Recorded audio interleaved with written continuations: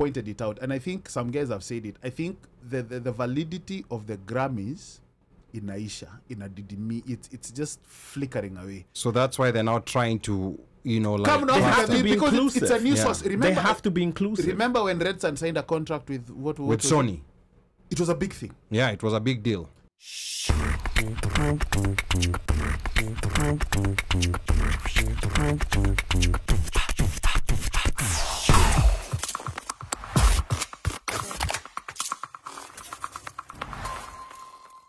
By the way, Yes. by the way, let me tell you, mtu wa buru, let's even say Doni, mtu wa umo, like they will not be able to culturally, yes. you know, because Nairobi was very, even within those segmented. It was very Extremely segmented. You know, like California, Biafra, Isli, Majengo, Ziwa. I would put also Yes. Ziwa. They had there was a little subculture. Correct. You know, around there. Hata ukisikia Kiswahili kina Jua Kali wanaongea, Yes. kina Nonini wanaongea, Yes. you know, haina ile aggressiveness. Yeah, this other side of Islando.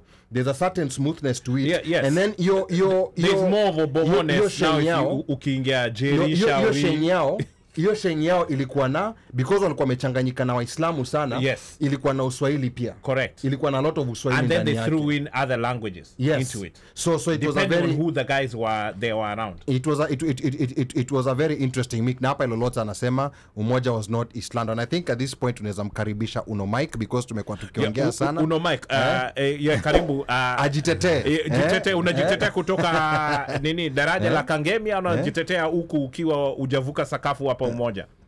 Najitetea kama Mkenya. Okay. Okay. Jembe, you don't even know what colors of the flag. You're taking the neutral stance. Boss, you don't even know the colors of the flag. Mimi ni Mkenya. Mupenda musipende. You could be tell us more about Islando and Umo. Mimi ni Mkenya. Wewe si nini wewe msema pumu sijui nini sijui wapi. Digivia nawe nonsense. In fact, I would add Pumwani and Shauri Moyo to that mix. That subculture.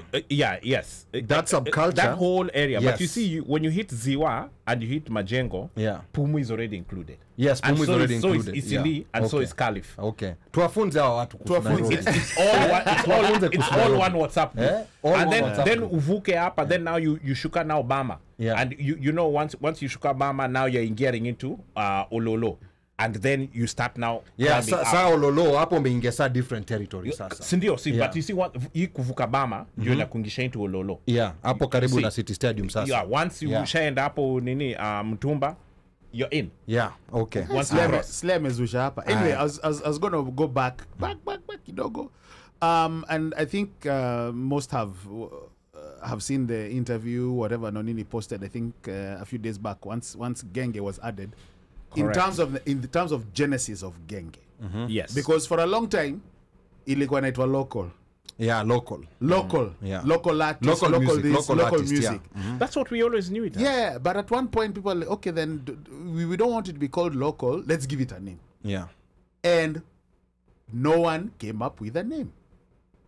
Absolutely. At out at Josiah, in as much as they wanted to distinguish and differentiate themselves from which I understand, you know, because you mnacheza muziki za kina Ali, you know, ile wa mababi, alafu kuna maumbo kina Lolota Ololo.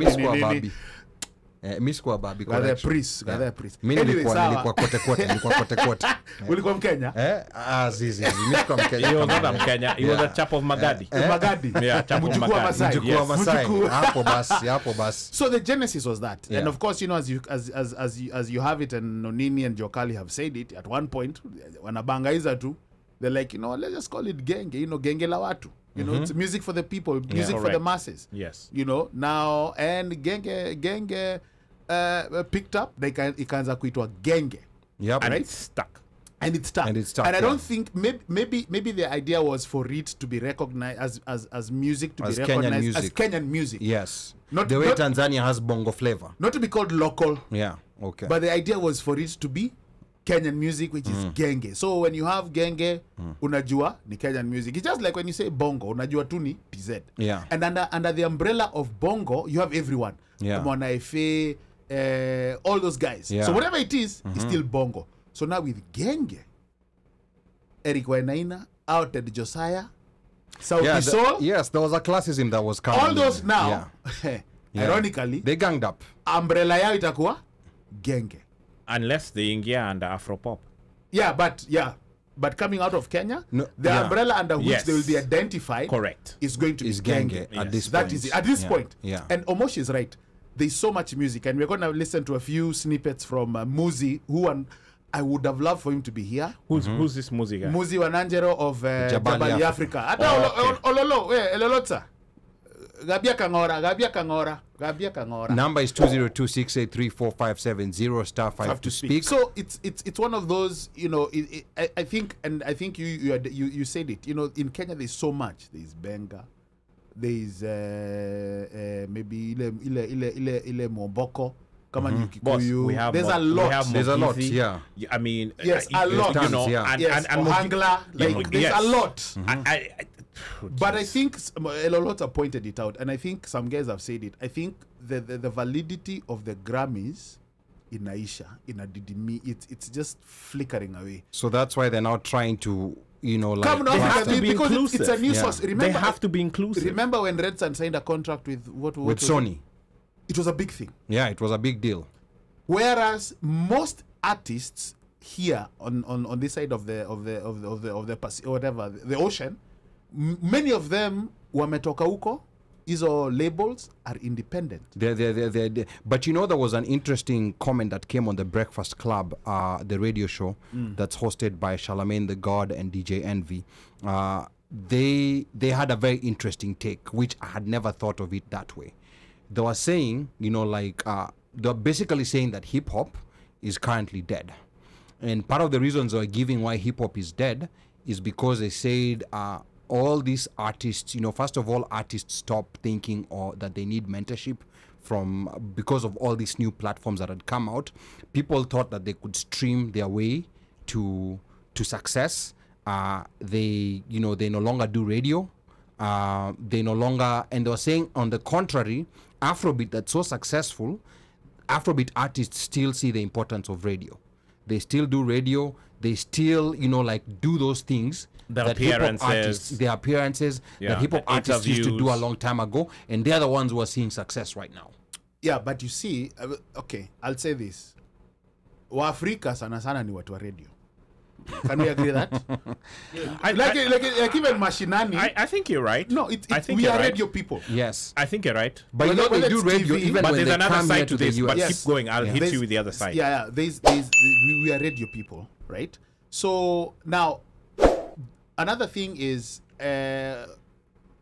when it comes to, I think artists here, their idea of, I think for a long time, in order for you to have made it, you needed to be signed to a label.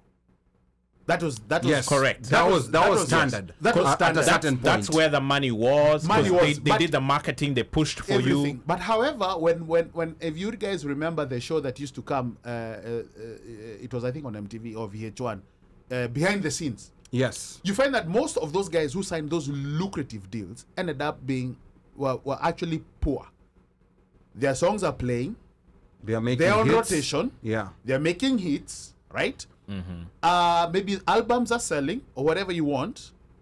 But if TLC, you find out that But they have they're little to making show 50. for it. They little to show for it because of the contracts. Everything was a subtraction. Yes, because Every single thing was a subtraction. even Chameleon at one time, the other day I was listening to him. At one point in time, if you decide to do an audit of your contract, you'll find out that the record labels wanakufinyilia. At one point, he got somebody's auditor to come and do his audit.